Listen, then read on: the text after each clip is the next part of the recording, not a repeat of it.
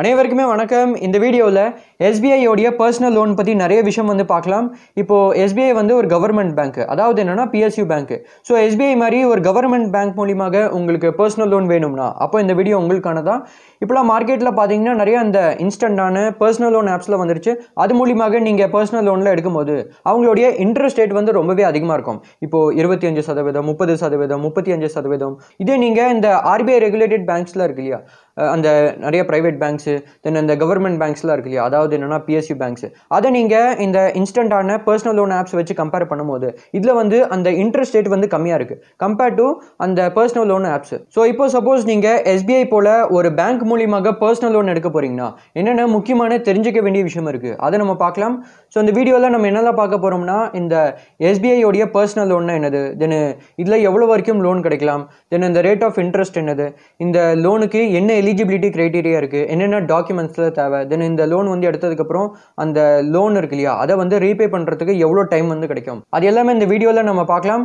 So இப்போ நம்ம SBI உடைய பர்சனல் லோன் பற்றி பார்க்கலாம். அதுக்கு முன்னாடி இந்த பர்சனல் லோன் என்னது அதை நம்ம தெரிஞ்சுக்கலாம். இப்போ இது வந்து ஒரு அன்செக்யூர்ட் லோனு.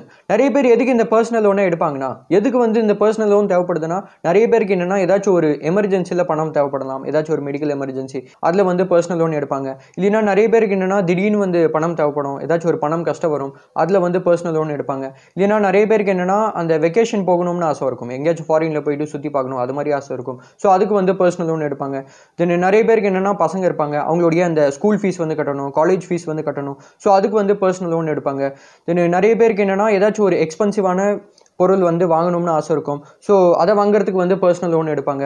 தென் நிறைய பேருக்கு என்னென்னா கல்யாணம் வந்து பண்ணணும். ஸோ அதுக்கு பார்த்தீங்கன்னா ஏகப்பட்ட எக்ஸ்பென்ஸ்லாம் இருக்குது. ஸோ அதுக்கு வந்து பர்சனல் லோன் எடுப்பாங்க.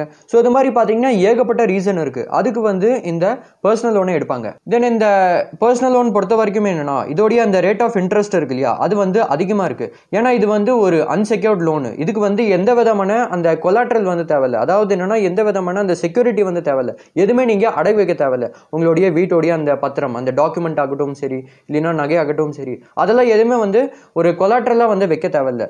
ஸோ அதனால் இந்த லோன் பொறுத்த வரைக்கும் என்னென்னா இதில் வந்து ரிஸ்க் அதிகமாக இருக்குது பேங்க்குக்கு. ஸோ அதனால் சப்போஸ் பேங்க் வந்து ஒரு பர்சனுக்கு வந்து பர்சனல் லோன் தரப்போறாங்கன்னா அவங்க நல்லா யோசிச்சு வந்து முடிவு எடுப்பாங்க. தென் இதுலேயே சப்போஸ் ஒரு பர்சன் வந்து ஹோம் லோன், இல்லைனா கார் லோன், இல்லைனா பைக் லோன் வந்து எடுக்கிறாங்கன்னு வச்சுக்கோங்க. இப்போ பேங்க் வந்து அந்த லோன் தரத்துக்கு முன்னாடி அவங்களுடைய மைண்டில் எப்படி இருக்கும்னா, இப்போ சப்போஸ் ஒரு பர்சன் வந்து ஹோம் லோன் எடுக்கிறாங்கன்னு வச்சுக்கோங்க. தென் அந்த பர்சன் சப்போஸ் அந்த ஹோம் லோனை வந்து ரீபே பண்ணலினா பேங்க் என்ன பண்ணுவாங்கன்னா அந்த வீட்டை வந்து ஆஸ் அ கொலாட்ரலாக யூஸ் பண்ணிப்பாங்க.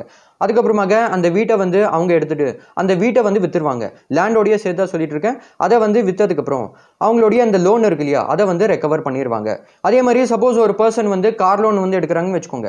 தென் சப்போஸ் அந்த பர்சன் வந்து அந்த கார் லோனை வந்து ரீபே பண்ணலினா பேங்க் என்ன பண்ணுவாங்கன்னா அந்த காரை வந்து ஆஸ் அ கொலாட்ரலாக யூஸ் பண்ணிப்பாங்க. அதுக்கப்புறமாக அந்த காரை வந்து அவங்க விற்று அவங்களுடைய லோனை வந்து ரெக்கவர் பண்ணிடுவாங்க. இந்த ஹோம் லோன் ஆகட்டும் சரி, இல்லைன்னா கார் லோனு, பைக் லோனு, அதில் பார்த்தீங்கன்னா ஒரு கொலாட்ரல் இருக்குது, ஒரு செக்யூரிட்டி இருக்குது. ஸோ அதனால் பேங்க்குக்கு பார்த்தீங்கன்னா ஒரு நம்பிக்கை இருக்குது. சப்போஸ் அந்த பர்சன் வந்து அந்த லோன் அமௌண்ட்டை வந்து ரீபே பண்ணலினா அவங்களுடைய அந்த கொலாட்ரலை நம்ம யூஸ் பண்ணிக்கலாம். அதாவது என்னன்னா அந்த கொலாட்ரல் இருக்கு இல்லையா அதை வந்து விற்று அவங்களுடைய லோனை வந்து ரெக்கவர் பண்ணிக்கலாம். அது மாதிரி வந்து பேங்க்குக்கு நம்பிக்கை இருக்குது. ஸோ அதனால் இந்த home loan, car loan, bike loan இதில் பார்த்தீங்கன்னா ஒரு கொலாட்ரல் இருக்குது, ஒரு செக்யூரிட்டி இருக்குது. ஸோ அதனால் இது மாதிரியான லோன்ஸ் பொறுத்த வரைக்கும் பேங்க்குக்கு பார்த்தீங்கன்னா அந்தளவுக்கு வந்து ரிஸ்க் இல்லை கம்பேர்ட் டு அந்த பர்சனல் லோனு. ஸோ இப்போது இந்த பர்சனல் லோன் பொறுத்த வரைக்கும் இதில் எந்த விதமான அந்த கொலாட்ரல் இல்லாதனால பேங்க் வந்து இந்த பர்சனல் லோனுக்கு அதிகமான ரேட் ஆஃப் இன்ட்ரெஸ்ட் வந்து சார்ஜ் பண்ணுறாங்க கம்பேர்ட் டு மற்ற லோனு.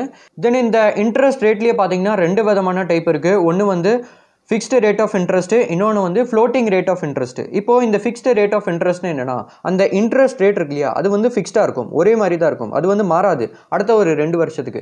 இதே நீங்கள் ஃப்ளோட்டிங் ரேட் ஆஃப் இன்ட்ரெஸ்ட் எடுத்துக்கிட்டிங்கன்னா நீங்கள் மேபி அந்த ரெப்போ ரேட் வந்து கேள்விப்பட்டிருப்பீங்க, RBI உடைய ரெப்போ ரேட்.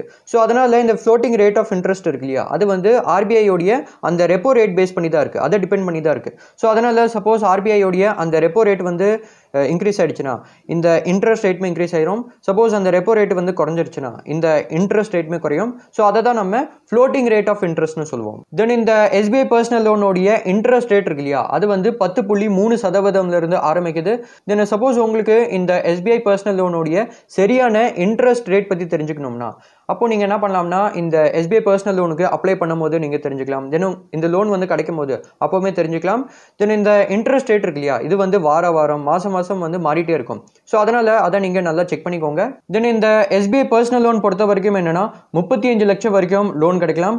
தென் இதில் ப்ராசஸிங் ஃபீமே இருக்குது. ஸோ அதனால் ப்ராசஸிங் ஃபீ பற்றி சொல்ல போனோம்னா அப் டு 1.5%. ஸோ அதனால் நீங்கள் எவ்வளோ அமௌண்ட்டுக்கு வந்து லோன் எடுக்கிறீங்களோ அந்த லோன் அமௌண்ட்டோடைய 1.5%. ஸோ அதனால் இதில் பார்த்தீங்கன்னா மினிமம் வந்து 1000 ரூபா, மேக்ஸிமம் 15,000 ப்ளஸ் ஜிஎஸ்டியுமே இருக்குது. சில கேட்டகரியில் என்னென்னா அந்த ப்ராசஸிங் ஃபீல வந்து வேவர் கிடச்சிரும். அது என்னென்ன கேட்டகரி நான் உங்களுக்கு காமிக்கிறேன், நீங்கள் அதை பார்த்துக்கோங்க. தென் இதுலேயே சப்போஸ் நீங்கள் ஏதாச்சும் ஒரு லோன் வந்து எடுக்க போகிறீங்கன்னா எந்த விதமான லோன் ஆகட்டும் சரி, அந்த லோன் எடுக்கிறதுக்கு முன்னாடி அதில் என்னென்ன சார்ஜஸ்லாம் போடுவாங்க அதை நீங்கள் நல்லா செக் பண்ணிக்கோங்க. சப்போஸ் நீங்கள் பர்சனல் லோன் எடுக்க போகிறீங்கன்னா அதில் அந்த ப்ராசஸிங் ஃபீ வந்து எவ்வளோ சார்ஜ் பண்ணுவாங்க. நிறைய லோனில் பார்த்தீங்கன்னா அந்த ப்ராசஸிங் ஃபீ வந்து சார்ஜ் பண்ணுவாங்க, நிறைய லோனில் அந்த ப்ராசஸிங் ஃபீ வந்து சார்ஜ் பண்ண மாட்டாங்க, அந்த வேவரில் கிடச்சிரும். ஸோ அதை நீங்கள் நல்லா பார்த்துக்கோங்க.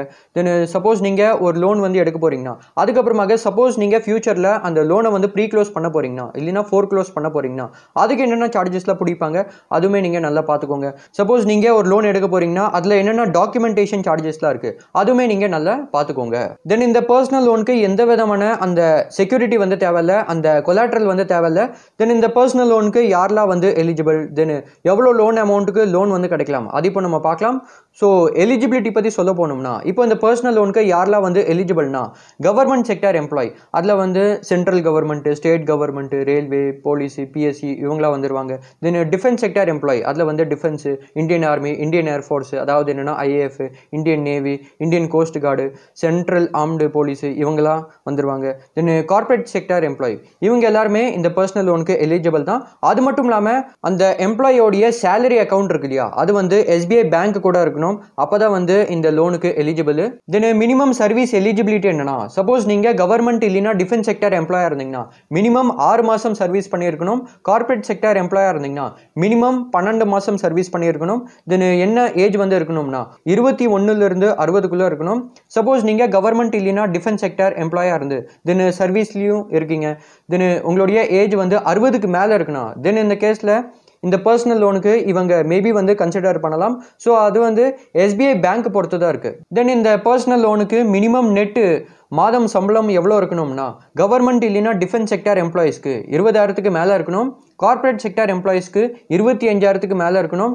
தென் எம்ப்ளாயி வந்து கண்டிப்பாக ஒரு இந்தியன் நேஷனலாக இருக்கணும். தென் எம்ப்ளாயோடைய அந்த கிரெடிட் ஸ்கோர் இருக்கு இல்லையா, அது வந்து ஓரளவுக்கு டீசெண்டாக இருக்கணும். தென் லோன் அமௌண்ட் பற்றி சொல்ல போனோம்னா இதில் என்னென்னா உங்களுக்கு மினிமம் 1 லட்சத்துக்கு லோன் கிடைக்கலாம், மேக்ஸிமம் 35 லட்சத்துக்கு லோன் கிடைக்கலாம். இப்போது இதில் உங்களுக்கு எவ்வளோ அமௌண்ட்டுக்கு வந்து லோன் கிடைக்கலாம்னா இப்போ நீங்கள் ஒரு மாதத்தில் எவ்வளோ சம்பாதிக்கிறீங்களோ அந்த நெட் மந்த்லி இன்கம் இருக்கு இல்லையா, அதை நீங்கள் 24ஆல் மல்டிப்ளை பண்ணிக்கோங்க. இப்போ ஒரு எக்ஸாம்பிளுக்கு நீங்கள் ஒரு மாதத்தில் 50,000 ரூபா சம்பாதிக்கிறீங்கன்னு வச்சுக்கோங்க, அதை நீங்கள் 24ஆல் மல்டிப்ளை பண்ணிங்கன்னா 12 லட்சம் வருது. ஸோ உங்களுக்கு 12 லட்சம் வரைக்கும் லோன் கிடைக்கலாம். தென் இதுலேயே ஒரு முக்கியமான விஷயம் என்னன்னா உங்களுடைய அந்த மந்த்லி இஎம்ஐ இருக்கு இல்லையா, அது வந்து நீங்கள் ஒரு மாதத்தில் எவ்வளோ சம்பாதிக்கிறீங்களோ அந்த நெட் மந்த்லி இன்கமோடைய 50% வந்து தாண்டக்கூடாது, அது வந்து எக்ஸீட் ஆகக்கூடாது. இப்போ ஒரு எக்ஸாம்பிளுக்கு நீங்கள் ஒரு மாதத்தில் 50,000 ரூபா சம்பாதிக்கிறீங்கன்னு வச்சுக்கோங்க, உங்களுடைய இந்த மந்த்லி இஎம்ஐ இருக்கு இல்லையா, அது வந்து அந்த நெட் மந்த்லி இன்கம் உடைய 50% கீழே தான் இருக்கும். அதாவது என்னன்னா 25,000க்கு கீழே தான் இருக்கும். அது மட்டும் இல்லாமல் உங்களுக்கு எவ்வளோ அமௌண்ட்டுக்கு வந்து லோன் கிடைக்கும் அது வந்து வேற எதை டிபெண்ட் பண்ணியிருக்குன்னா அந்த இஎம்ஐ என்எம்ஐ ரேஷியோ டிபெண்ட் பண்ணியிருக்கு. அதோடைய அப் டு 65% வரைக்கும் லோன் வந்து கிடைக்கலாம். நெக்ஸ்ட் இந்த லோனில் வேற என்னென்ன சார்ஜஸ்லாம் இருக்கு இப்போ நம்ம பார்க்கலாம். முதல் நம்ம அந்த பீனல் சார்ஜ் பற்றி பார்க்கலாம். இப்போ சப்போஸ் நீங்கள் ஏதாச்சும் ஒரு இஎம்ஐயோடைய பேமெண்ட்டை நீங்கள் சரியாக கட்டலன்னு வச்சுக்கோங்க, இல்லைன்னா நீங்கள் டிஃபால்ட் பண்ணிட்டீங்கன்னு வச்சுக்கோங்க, அப் டு 60 நாள் வரைக்கும் இருக்கிற அந்த இர்ரெகுலாரிட்டி இருக்கு இல்லையா, அதாவது என்னன்னா நீங்கள் அந்த 60 நாளில் எவ்வளோ இஎம்ஐ அமௌண்ட் வந்து சரியாக கட்டலையோ அதோடைய பர் ஆனம்க்கு 2.4% வந்து அந்த பீனல் சார்ஜஸ் வந்து சார்ஜ் பண்ணுவாங்க. இல்லைனா 60 நாளைக்கு மேலே வந்து அந்த இர்ரெகுலாரிட்டி இருக்கோ, எவ்வளோ அமௌண்ட்டுக்கு நீங்கள் அந்த இஎம்ஐ வந்து சரியாக கட்டலையோ அதோடைய பர் ஆனம்க்கு 5% வந்து அந்த பீனல் சார்ஜஸ் வந்து சார்ஜ் பண்ணுவாங்க. நெக்ஸ்ட் லோன் ரீபேமெண்ட் பற்றி பார்க்கலாம். இப்போது இந்த லோன் ரீபேமெண்ட்னு என்னென்னா நீங்கள் எப்படி வந்து இந்த லோனை வந்து இன்ட்ரெஸ்ட்டோடு சேர்த்து ரீபே பண்ணுவீங்க, அதுதான் லோன் ரீபேமெண்ட்டு. ஸோ அதுக்கு பார்த்தீங்கன்னா எஸ்பிஐ பேங்க் வந்து இந்த லோன் நீங்கள் எடுக்கும் போது அவங்க உங்ககிட்ட அந்த மேண்டேட் வந்து சைன் பண்ண சொல்லுவாங்க. அது வந்து அதுக்கப்புறமாக அந்த லோனை வந்து ரீபே பண்ணுறதுக்கு மாதம் உங்களுடைய அந்த இஎம்ஐ இருக்கு இல்லையா, அது வந்து உங்களுடைய பேங்க் அக்கௌண்ட்ல இருந்து அந்த லோன் அக்கௌண்ட்டுக்கு வந்து ட்ரான்ஸ்ஃபர் பண்ணிடுவாங்க. ஸோ இது மாதிரி பார்த்தீங்கன்னா அந்த லோன் அமௌண்ட் இருக்கு இல்லையா, அதை வந்து ரீபே பண்ணலாம். இப்போது இந்த லோனை வந்து ரீபே பண்ணுறதுக்கு எவ்வளோ ரீபேமெண்ட் டைம் வந்து கிடைக்கும்னா மினிமம் 6 மாதம், மேக்ஸிமம் பார்த்தீங்கன்னா 84 மாதம் வரைக்கும் டைம் கிடைக்கும். தென் இதுலேயே ஒரு முக்கியமான விஷயம் என்னன்னா, உங்களுடைய அந்த லோன் இருக்கு இல்லையா, அது வந்து உங்களுடைய ரிட்டையர்மெண்ட் டேட்டுக்கு முன்னாடி, இல்லைனா உங்களுடைய அந்த கான்ட்ராக்ட் இருக்கு இல்லையா, அது வந்து முடியறதுக்கு முன்னாடி, இல்லைனா உங்களுக்கு 60 வயசு ஆகிறதுக்கு முன்னாடி அந்த லோன் வந்து க்ளோஸ் ஆயிருக்கணும். தென் இதில் வேற என்ன சார்ஜஸ் இருக்குன்னா, அந்த ப்ரீபேமெண்ட் சார்ஜஸ் இருக்கு. ஸோ அதனால அந்த லோனோடைய டேர்ம் வந்து முடியறதுக்கு முன்னாடியே நீங்கள் இஎம்ஐயோடைய ஒரு பகுதி இல்லைனா ஃபுல் இஎம்ஐயை நீங்கள் ப்ரீபேமெண்ட் பண்ணிட்டீங்கன்னா, இல்லைனா அந்த லோனோடைய டேர்ம் வந்து முடியறதுக்கு முன்னாடியே நீங்கள் அந்த லோன் அக்கௌண்ட்டை க்ளோஸ் பண்ண போறீங்கன்னா, அப்போ இவங்க அந்த ப்ரீபேமெண்ட் சார்ஜஸ் வந்து பிடிப்பாங்க. ஸோ அதனால நீங்கள் எவ்வளோ அமௌண்ட்டுக்கு வந்து அந்த ப்ரீபேமெண்ட் பண்ண போறீங்களோ அதோடைய 2% வந்து இவங்க ப்ரீபேமெண்ட் சார்ஜஸ் வந்து பிடிப்பாங்க. தென் இதுலேயே என்னன்னா, சில கேட்டகரி ஆஃப் கஸ்டமருக்கு அந்த ப்ரீபேமெண்ட் சார்ஜஸ் இருக்கு இல்லையா, அது வந்து வேவ் ஆஃப் பண்ணிடுவாங்க. ஸோ அது வந்து என்ன கேட்டகரி ஆஃப் கஸ்டமர், அதை நான் உங்களுக்கு காமிக்கிறேன், நீங்கள் பார்த்துக்கோங்க. தென் இந்த பர்சனல் லோனில் என்னன்னா, அந்த டேர்ம் லோன் ஃபெசிலிட்டி இல்லைனா ஓவர் டிராஃப்ட் ஃபெசிலிட்டி வந்து கிடச்சிரும். இதில் என்னன்னா அந்த இன்ட்ரெஸ்ட் வந்து கட்டுற மாதிரி இருக்கும். இதுவுமே ஒரு நல்ல ஃபீச்சர் தான். சப்போஸ் உங்களுக்கு இந்த டேர்ம் லோன் ஃபெசிலிட்டி இல்லைனா ஓவர் டிராஃப்ட் ஃபெசிலிட்டியில் ஒரு செப்பரேட்டான வீடியோ வேணும்னா என்கிட்ட நீங்கள் கமெண்ட்டில் சொல்லுங்கள். அடுத்ததாக சப்போஸ் ஒரு பர்சனுக்கு வந்து இந்த SBI உடைய பர்சனல் லோன் வேணும்னா அதுக்கு என்னென்ன டாக்குமெண்ட்ஸ்லாம் தேவை இப்போ நம்ம பார்க்கலாம். ஸோ இதில் என்னென்னா அந்த பேனு, தென் ஆதார், தென் ஆஃபிஷியலி வேலிட் டாக்குமெண்ட்ஸோடைய அட்லீஸ்ட் ஒரு காப்பி வந்து தேவைப்படுது. தென் 6 மாதத்தோடைய சேலரி ஸ்லிப்பு, தென் லேட்டஸ்ட் ITR இல்லைனா ஃபார்ம் 16, தென் லாஸ்ட் 6 மாதத்தோடைய அந்த சேலரி அக்கௌண்ட் ஸ்டேட்மெண்ட்டு, அதில் என்னென்னா லாஸ்ட் 6 மாதத்தில் அந்த சேலரி வந்து கிரெடிட் ஆகிருக்கணும்.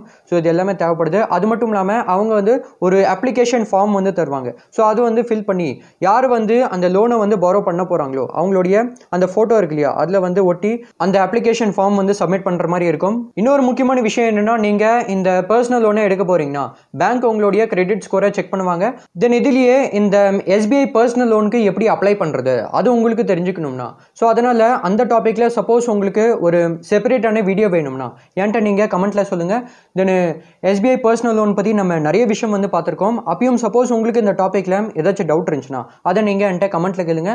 உங்களுக்கு இந்த வீடியோ பிடிச்சிருக்குன்னா லைக் பண்ணி இந்த சேனலை சப்ஸ்கிரைப் பண்ணதுக்கப்புறம் அடுத்ததாக சப்போஸ் உங்களுக்கு SBI உடைய எஜுகேஷன் லோன் பற்றி தெரிஞ்சுக்கணும்னா அதை பற்றி இந்த வீடியோவில் சொல்லியிருக்கேன். வேணும்னா நீங்கள் பார்த்துக்கோங்க. நான் உங்களை நெக்ஸ்ட் வீடியோவில் பார்க்குறேன். தேங்க்யூ ஃபார் வாட்சிங் திஸ் வீடியோ.